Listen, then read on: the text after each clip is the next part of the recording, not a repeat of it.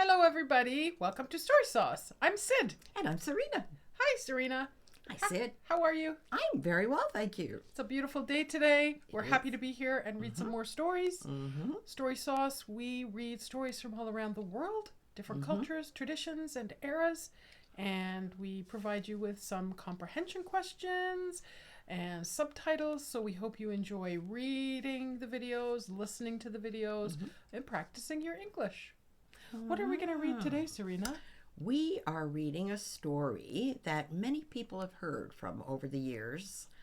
It's called The Emperor's New Suit, and it's by Hans Christian Andersen.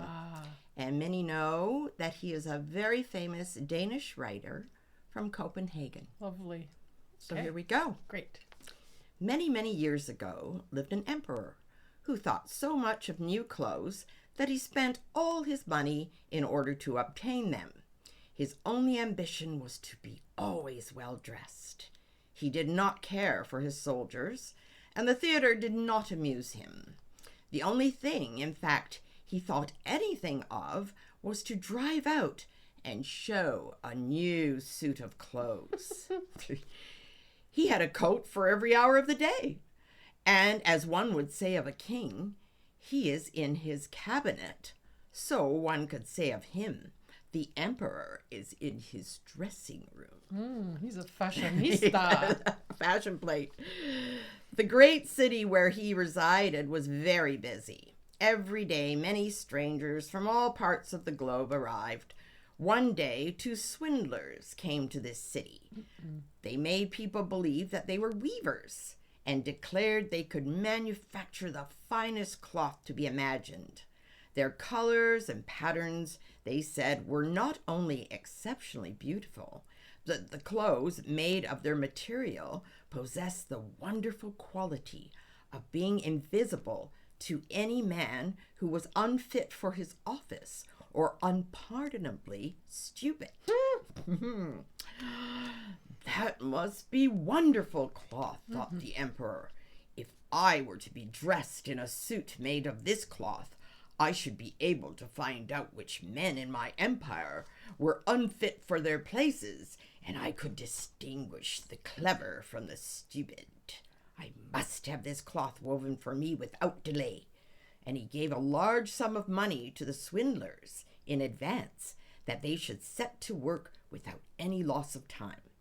They set up 2 looms and pretended to be very hard at work. But they did nothing whatever on the looms. They asked for the finest silk and the most precious gold cloth. Everything they got, they did away with and worked at the empty looms late at night. I should very much like to know how they are getting on with the cloth, thought the emperor. But he felt rather uneasy when he remembered that he who was not fit for his office could not see the cloth. Personally, he was of the opinion that he had nothing to fear, yet he thought it advisable to send someone else first to see how matters stood. Everybody in the town knew what a remarkable quality the stuff possessed, and all were anxious to see how bad or stupid the neighbors were.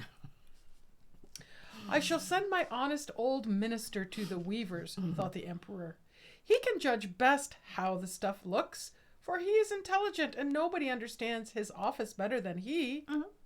The good old minister went into the room where the swindlers sat before the empty looms. Heaven preserve us, he thought, and opened his eyes wide. I can't see anything at all. But he did not say so. Both swindlers requested him to come near and asked him if he did not admire the exquisite pattern and the beautiful colors, pointing to the empty looms. The poor old minister tried his very best, but he could see nothing, for there was nothing to see. Oh dear, he thought, can I be so stupid? I should never have thought so, and nobody must know it. Is it possible that I am not fit for my office? No, I cannot say that I was unable to see the cloth. Now, have you got nothing to say? Said one of the swindlers, while he pretended to be busily weaving. Oh, it is very pretty, "Exceedingly beautiful," replied the old minister, looking through his glasses. "What a beautiful pattern! What brilliant colors! I shall tell the emperor that I like the cloth very much." "We are pleased to hear that," said the two weavers, and described to him the colors and explained the curious pattern. The old minister listened attentively, that he might relate to the emperor what they said, and so he did.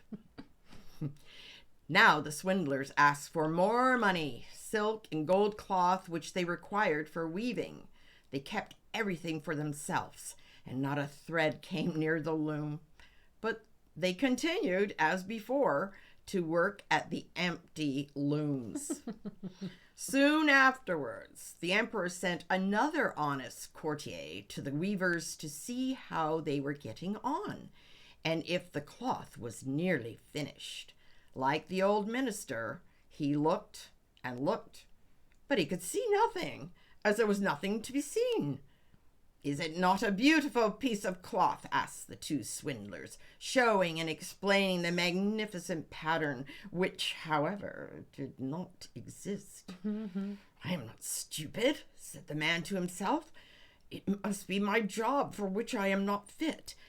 It is very strange, but I must not let anyone know it."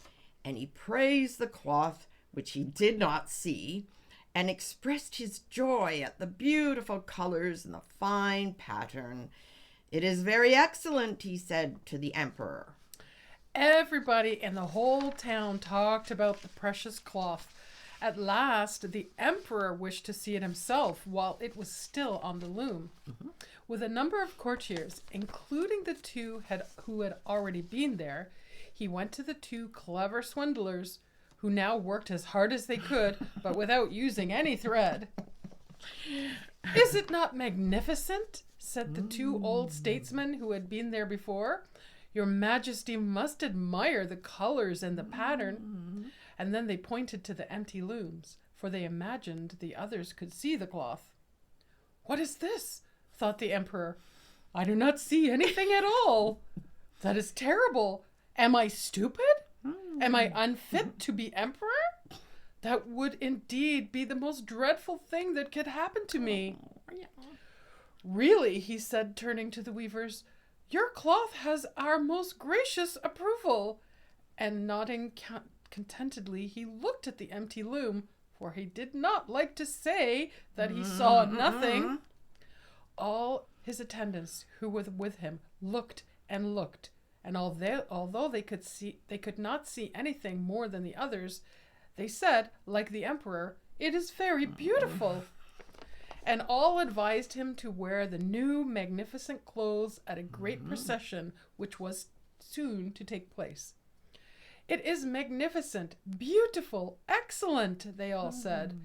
Everybody seemed to be delighted, and the emperor appointed the two swindlers imperial court weavers. Wow.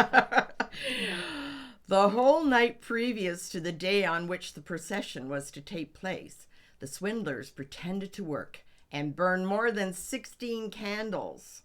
People should see that they were busy to finish the emperor's new suit. They pretended to take the cloth from the loom and worked about in the air with big scissors and sewed with needles without thread, and said at last, "The emperor's new suit is ready now."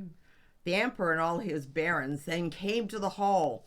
The swindlers held their arms up as if they held something in their hands and said, "These are the trousers, this is the coat, and here is the cloak," and so on.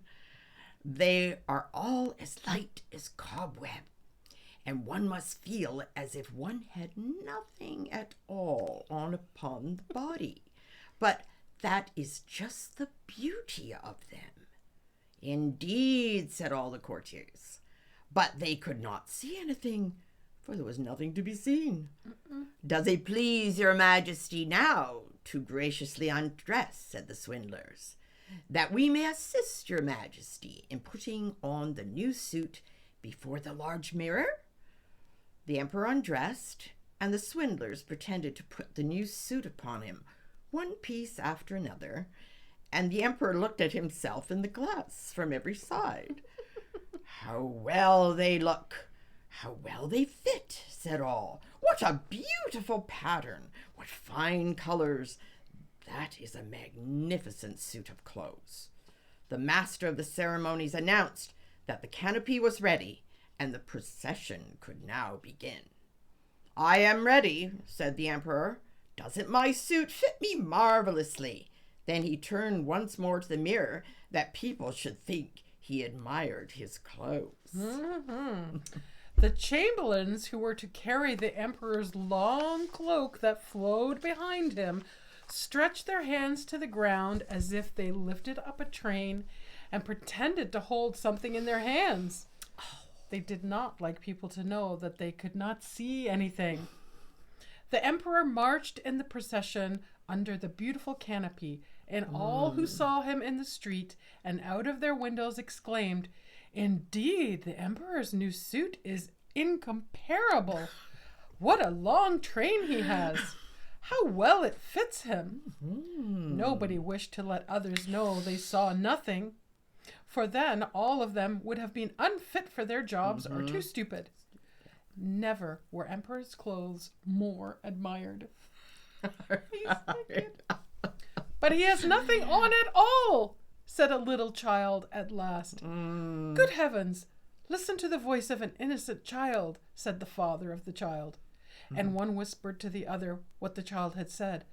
"But he has nothing on at all," cried all, the whole town. That made a deep impression upon the emperor, for it seemed to him that they were right.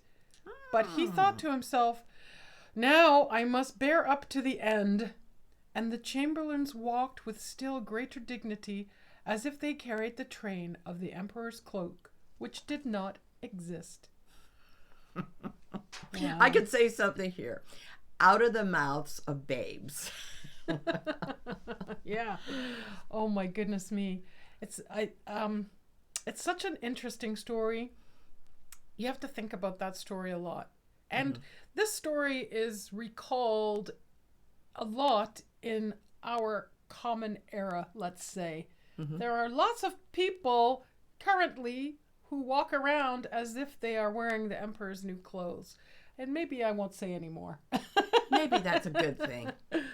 Oh, that is such a great story, a very famous story. And we'll read some more of Hans Christian Andersen's stories at another time. And so we hope you stay tuned and come back and listen to more of those stories. We'll talk to you later. Bye.